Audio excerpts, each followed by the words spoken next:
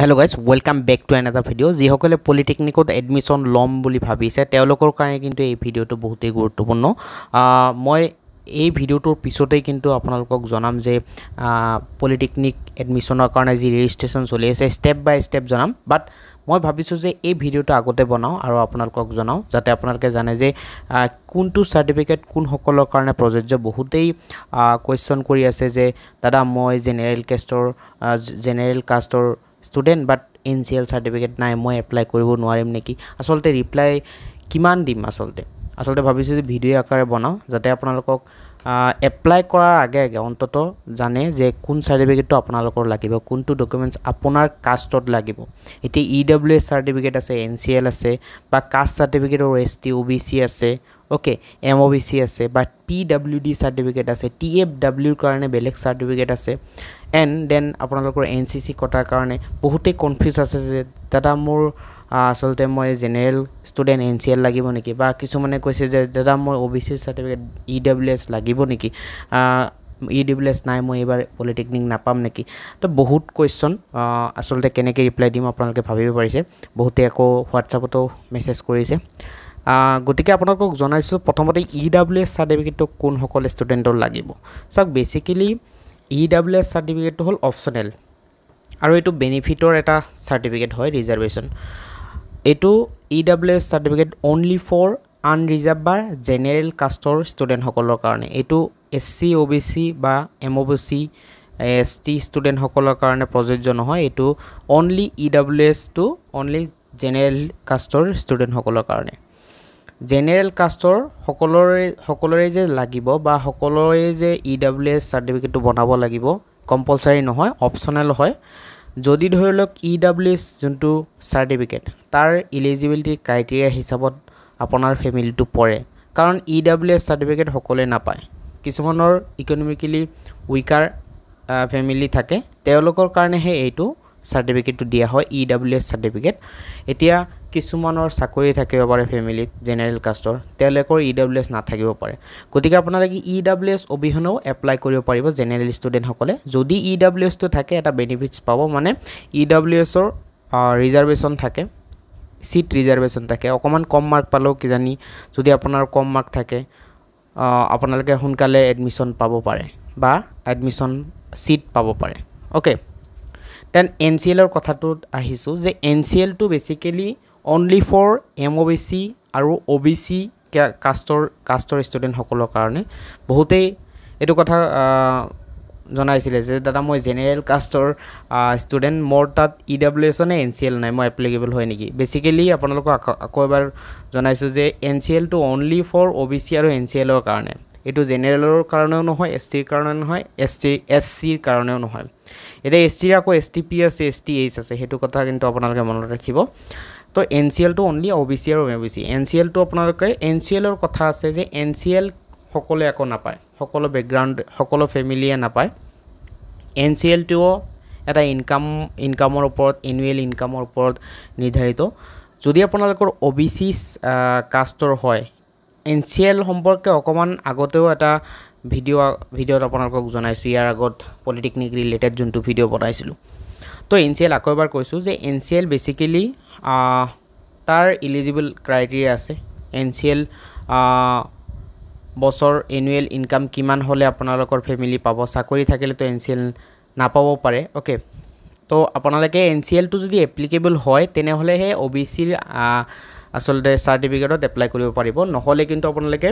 Apply কৰিব নোৱাৰে। আৰু আপোনালোকে কি কৰিব লাগিব, জেনেৰেল কাষ্টত এপ্লাই কৰিব পাৰিব। চ' জেনেৰেল কাষ্টত বহুতে আকৌ কুৱেশ্যন কৰি আছিলে যে জেনেৰেল কাষ্টত এপ্লাই কৰিলে কোনো প্ৰব্লেম হ'ব নেকি? চাওক, জেনেৰেল কাষ্টত আপোনালোকে এপ্লাই কৰিব পাৰে, এপ্লাই কৰিলে কোনো প্ৰব্লেম নাই। যদি আপোনালোকৰ ধৰি লওক OBC চাৰ্টিফিকেট নাই, বা যদিও OBC চাৰ্টিফিকেট আছে যদিও NCL নাই, বা NCL আপোনালোকে এপ্লিকেবল নহয়, আপোনাৰ ফেমিলিত গভৰ্ণমেণ্টে NCL চাৰ্টিফিকেট নিদিয়ে, তেতিয়া আপোনালোকে কি কৰিব, OBCত এপ্লাই নকৰিব। OBCত এপ্লাই কৰিলে কিন্তু চিট নাপাব বা এপ্লিকেবলেই নহয়। OBC কাষ্টৰ অনলি NCL ষ্টুডেণ্টসকলৰ কাৰণেহে চিট ৰিজাৰ্ভেশ্যন আছে। বেচিকেলি OBC SC এইবোৰ কিয় দিয়ে যে চিটবোৰ ৰিজাৰ্ভেশ্যন থাকে ন, তো OBCৰ চিটৰ ৰিজাৰ্ভেশ্যনটো অনলি OBC NCL সকলৰ কাৰণে। জেনেৰেল OBC সকলৰ কাৰণে চিট ৰিজাৰ্ভেশ্যন নাই। গতিকে আপোনালোকে এন্ট্ৰি কিহেৰে কৰিব লাগিব জেনেৰেল কেটেগৰী ষ্টুডেণ্ট হিচাপে আপোনালোকে এন্ট্ৰি কৰিব লাগিব আৰু জেনেৰেল কেটেগৰী ষ্টুডেণ্ট সকলে এন্ট্ৰি কৰিলে কি হ'ব বা বেয়া হ'ব নেকি ভাল হ'ব হেতু আপোনালোকক জনাম সক যেহেতু এনসিএল থাকিলে আপোনালোকৰ কি হয় যে ৰিজাৰ্ভেশন থাকে অকমান কম মাৰ্ক পালেও হয়তোবা সেই ৰিজাৰ্ভেশনত আপোনালোকে সোনকালে সিট পাই গল বা ইজিলি সিট পাই যাব পাৰে কোন এটা পলিটেকনিকত ওকে যদি আপোনালোকৰ এনসিএল না থাকে জেনেৰেল কেটেগৰী ষ্টুডেণ্ট হয় তেনেহলে অকমান যোনটো আপোনালোকৰ কম্পিটিশনটো বেছি হৈ যাব পাৰে হেতুৱে ডিফাৰেন্স হেতুৱে ঠিক আছে গতিকে যিসকলৰ ধৰি লওক এনেকুৱা ষ্টুডেণ্ট আছে ভাবি আছে যে এনসিএল টো সময় লাগিব কাৰণে মই দাদা ডাইৰেক্ট জেনেৰেলতে এপ্লাই কৰি দিও নেকি মই ক'ব বিচাৰিছো যে আপোনালোকে যেহেতু 15 দিন সময় আছে আৰু এটা কথা এনসিএল নাথাকিলে আপোনালোকে এনসিএলৰ অনলাইন ৰিসিভেৰো এপ্লাই কৰিব পাৰিব খালি জাস্ট এনসিএল সাৰ্টিফিকেটটো এডমিশনৰ সময়ত দিলেও হ'ব হেতু এটা অপচন আছে হেতু কাৰণে খৰদৰ নকৰিব যদি আপোনালোকৰ ফ্যামিলিত এনসিএল টো পায় বা এপ্লিকেবল ফ্যামিলিটো ফ্যামিলি এনুৱেল ইনকাম মতে আপোনাৰ এনসিএল টো এপ্লিকেবল হয় তেনেহলে এনসিএল টো এপ্লাই কৰক এনসিএল এপ্লাই কৰাৰ পিছত এনসিএল ৰিসিভেৰে আপোনালোকে ওবিসি হিচাপে এন্ট্ৰি কৰক ঠিক আছে জেনেৰেল হিচাপে নকৰিব যদি ধৰি লওক উপায় নাই যে এনসিএল নাই তেনেহলে আপোনালোকক মই কৈছো আপোনালোকে জেনেৰেল হিচাপে কৰক জেনেৰেল হিচাপে কইলে কি হ'ব অকমান মাৰ্কটো বেছি হলে অকন ভাল হয় কম মাৰ্কত আপোনালোকে কিন্তু সেই ওবিসি যেনেকুৱা মাৰ্কত এটা পলিটেকনিকত সিট পাব পাৰিলে হেতেন কিন্তু জেনেৰেলত হেতু নাপাব অকমান মাৰ্ক বেছি লাগিব ওকে হেটে ডিফাৰেন্স আৰু যদি এনেকুৱা ক'ব বিচাৰিছো যে কিছুমানে যেহেতু খৰদৰ কৰিব বিচাৰে যে এনসিএল এপ্লাই নকৰো দাদা এপ্লিকেবল হয় এনসিএলৰ কিন্তু এপ্লাই নকৰো ডাইৰেক্ট জেনেৰেল কেটেগৰী ষ্টুডেণ্ট হ'ব মই জেনেৰেল কেটেগৰী হিচাপে মই এপ্লাই কৰিম তেনেহলে কৰিব পাৰিব যদি আপোনালোকৰ মাৰ্ক বেছি থাকে তেনেহলে মই নকও যে আপোনালোকে এনসিএল এপ্লাই কৰক বুলি নকও কাৰণ আপোনাৰ যদি মাৰ্ক বেছি আছে তেনেহলে আপোনালোকৰ কাষ্ট কেটেগৰী এন্ট্ৰি হ'ব নালাগে কাষ্ট কেটেগৰী যোনটো ৰিজাৰ্ভেশন ফেসিলিটিজ তাত এন্ট্ৰি নকৰিলে হল আনৰিজাৰ্ভতে আপোনালোক সোমাই যাব পাৰে দেন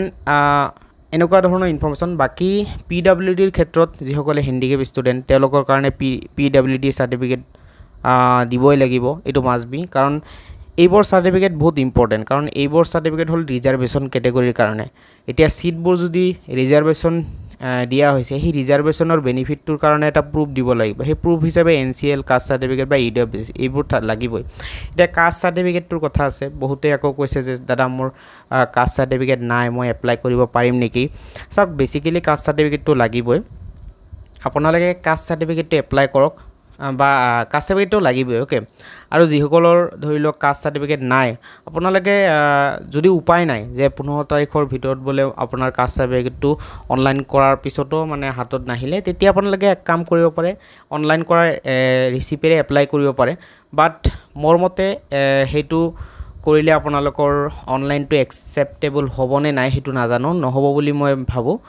গতিকে আপোনালোকে কি কৰিব যে এতিয়া কাষ্ট সাৰ্টিফিকেটটো হুনকালে ৰেডি কৰক 6 দিনৰ ভিতৰত ৰেডি কৰক কাৰণ এতিয়াও সময় আছে 15 তাৰিখলৈকে সময় অনলাইন এপ্লাই কৰাৰ গতিকে আপোনালোকে এপ্লাই কৰক এতিয়াই কাষ্ট সাৰ্টিফিকেটৰ কাৰণে কাষ্ট সাৰ্টিফিকেট এপ্লাই কৰাৰ পিছত আপোনালোকে অতি হুনকালে যাতে পায় হেতু অকমান ভালদৰে চেষ্টা কৰক যে হাতত যাতে 7 দিনৰ ভিতৰত পায় তেতিয়া আপোনালোকে কি কৰিব যে কাষ্ট সাৰ্টিফিকেট দি আপোনালোকে এন্ট্ৰি কৰিব পাৰিব যদি কাষ্ট সাৰ্টিফিকেট নাথাকে তেনেহলে জেনেৰেল কেটেগৰী যদি সোমাই যায় তেনেহলে কিন্তু আপোনালোকৰ কম্পিটিশন বেছি হ'ব হেতু আপোনালোকৰ ভালৰ কাৰণে কৈছো ওকে পিডব্লিউড গোল এতিয়া এনসিসিৰ কাৰণেও বহুত ষ্টুডেন্টে কৈছে এনসিসি নো কি এনসিসি বেসিক্যালি এটো স্পৰ্টস কোটা হয় আপোনালোকে যদি ধৰি লওক নেশনাল বা ষ্টেট লেভেলৰ কোনো খেলুৱৈ হয় ক্ৰিকেট হওক বা কাবাডী হওক বা ভাল এটা ষ্টেজত থকা এটা খেলুৱৈ বা স্পৰ্টসম্যান যিকি নহওক তো আপোনালোকে যদি হয় আপোনালোকৰ যদি আমাৰ ষ্টেট লেভেলৰ স্পৰ্টস এসোসিয়েশনৰ পৰা আপোনাৰ কোনো সাৰ্টিফিকেট আছে তেনেহলে আপোনালোকে এপ্লিকেবল হ'ব ওকে আৰু নেক্সট আৰু এটা কোৱেশ্চন আছে যে টিএফডব্লিউ নো কি টিএফডব্লিউৰ কাৰণে কি ডকুমেন্ট লাগিব আৰু কোন সকল ষ্টুডেন্টৰ কাৰণে টিএফডব্লিউ টু অল কেটেগৰী ষ্টুডেন্ট সকলৰ কাৰণে মানে এতিয়া আপুনি ওবিসি হ'ব পাৰে এমওবিসি হ'ব পাৰে এসটিএচসি হ'ব পাৰে ওকে যিকোনো ষ্টুডেন্টৰ কাৰণে প্ৰযোজ্য আৰু টিএফডব্লিউ অপচনত যদি যেতিয়া আপোনালোকে ফৰ্ম ফিল আপ কৰিব তাত ইয়েস নো অপশন থাকিব যে অকমান পিছত আপোনালোকক জনাম বাৰু আপোনালোকক যে নতুন এটা ভিডিও মাধ্যমেৰে যে কেনেকৈ এপ্লাই কৰিব লাগিব স্টেপ বাই স্টেপ জনাম তো তথাপি আকৌ এবাৰ কৈছো যে TFW নম্বৰ এটা অপচন থাকিব আৰু বিলং ফ্ৰম TFW এনেকুৱা যদি থাকে yes no অপচন থাকিব আৰু yes not আপোনালোকে যদি yes ক্লিক কৰে তেনেহলে তাৰ প্ৰুফ হিচাপে ইনকাম সাৰ্টিফিকেট দিব লাগিব ওকে ইনকাম সাৰ্টিফিকেটটো আপোনালোকৰ বছৰৰ 2 লাখৰ তলত থাকিব লাগিব তেনেকুৱা এটা ইনকাম সাৰ্টিফিকেট লাগিব আৰু সেই ইনকাম সাৰ্টিফিকেটটো আপলোড কৰিব লাগিব এইটোৱে প্ৰুফটো আৰু কি হ'ব তাৰ বেনিফিট আপোনালোকৰ টিউশন ফি যোনটো ৱেভাৰ স্কিম তাৰ মতে আপোনালোকে এডমিশনৰ সময়ত ডিসকাউন্ট পাব এটা ওকে এডমিশন কৰাৰ সময়ত আপোনালোকে জানেই ফিস লাগিব সেই ফিসৰ কিবা এটা ডিসকাউন্ট পাব আৰু ঠিক আছে আজি ভিডিওৰ মাধ্যমেৰে ইমানখিনিয়ে আসলতে আৰু ভাবিব পৰা নাই আপোনালোকৰ কমেন্টবোৰ মনত পৰা নাই যেহেতু মই কমেন্টবোৰ লিখিও লোৱা নাই বা স্ক্ৰিনশ্বট মাৰিও বেলেগ এটা ফোনত লোৱা নাই জাস্ট যিমানখিনি মনত পৰিছে আপোনালোকক জনাবলৈ চেষ্টা কৰিছো ভিডিওৰ মাধ্যমেৰে যাতে EWS NCL এইবোৰ কি ডকুমেন্টস কিহৰ কাৰণে প্ৰয়োজন হয় বা কোন সকল ষ্টুডেন্টৰ প্ৰয়োজন হ'ব এইবোৰ আসলতে মই ভাবিলো যে জনাৰ প্ৰয়োজন হ'ব কাৰণ যেহেতু অনলাইন অলৰেডি ষ্টাৰ্ট হৈ গৈছে বহুতে আসলতে জনাৰ প্ৰয়োজন ওকে বা বহুতে ভুল বুজাবুজিৰ কাৰণে এপ্লাই কৰাই বন্ধ কৰি ৰাখিব পাৰে যে মোৰ NCL নাই বলে মই এবাৰ এপ্লাই কৰিব নোৱাৰিম আৰু এপ্লাই কৰিব নোৱাৰিলে মানে বয়সৰ কথা আছে যোৱা বৰ্ষত অহা বৰ্ষৰ কথা যদি ভাবি আছে আপোনালোকৰ আকৌ বয়সটো বাঢ়ি যাব এপ্লাই কৰিব নোৱাৰিব গতিকে আজি এইখিনি ভাবি মই আপোনালোকক ভিডিওটোৰ মাধ্যমেৰে জনাবলৈ চেষ্টা কৰিছো ভিডিও যদি ভাল লাগিছে লাইক কৰিব কমেন্ট কৰিব আৰু শেয়াৰ কৰি দিব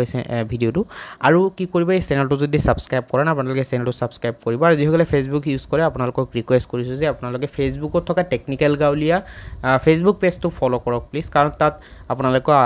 ইনফৰমেশনবোৰ পাই থাকিব আৰু আপোনালোকে যিমান পাৰে অতি সোনকালে এই চেনেলটো সাবস্ক্ৰাইব কৰিব 10k সাবস্ক্ৰাইব এটা টাৰ্গেট ৰাখিছো এই পলিটেকনিকৰ বৰ্ষত 2024 বৰ্ষৰ পলিটেকনিক এডমিশনৰ সিজনতে যাতে 10k সাবস্ক্ৰাইবটো আপোনালোকে কমপ্লিট কৰি দিয়ে আপোনালোকে আসলতে সাবস্ক্ৰাইব কৰক ঠিক আছে সাবস্ক্ৰাইব কৰাৰ লগতে আপোনালোকে এটা কাম কৰিব যে আপোনালোকে ভিডিওৰ ডেসক্ৰিপশনত আমাৰ WhatsApp গ্ৰুপ আছে ঠিক আছে তাত আমাৰ পলিটেকনিকৰ স্পেশালি পলিটেকনিকৰ কাৰণে এটা WhatsApp গ্ৰুপ আছে তাত জয়েন কৰক ঠিক আছে তাত জয়েন কৰিলে আপুনি যদি ধৰিলক কেতিয়াবা এডমিশন যদি পায় এডমিশন পালে আপোনালোকে কিন্তু ফ্ৰেন্ড সাৰ্কেলবোৰ তাতেই পাই যাব কাৰণ আমি গ্ৰুপটো ওপেন কৰি দিম যেতিয়া অলৰেডি ষ্টাৰ্ট হৈ যাব এডমিশন ঠিক আছে তো আজি ভিডিওটো সবাই বহুত ধন্যবাদ জনাইছো thank you so much bye by